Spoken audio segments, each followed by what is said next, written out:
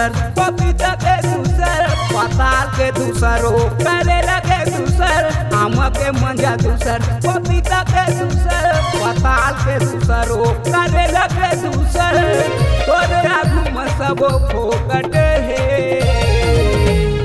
कारी वो तोर मया चौकट है, कारी वो तोर मया चौकट है।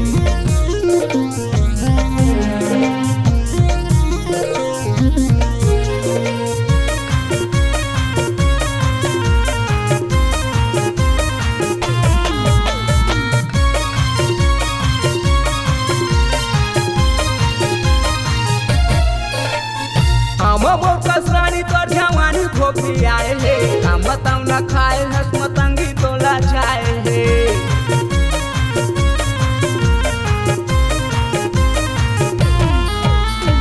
हम मोर कसरानी तोर जवानी खोपी आए हे, हम बताऊ न खाए हस मतंगी तोला जाए हे, हम बताऊ न खाए हस मतंगी तोला जाए हे।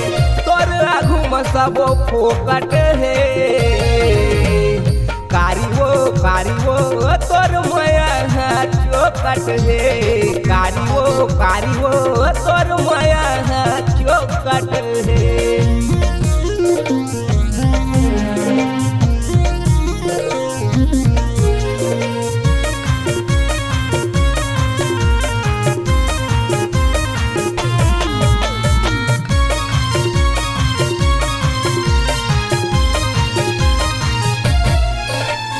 कदर हो के मोर छुए मान एहसान मोर, कौन कर सखी रानी मोर सही पूर्ति तो।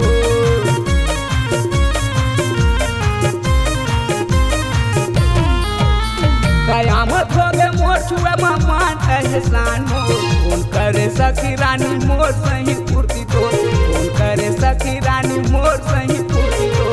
तोर आगू में सबो फोकट है, कारी रे तोर मया चौकट है, कारी रे तोर मया चौकट है।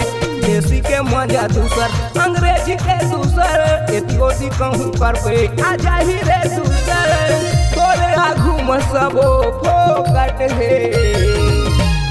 कारी रे तोर मया चौकट है,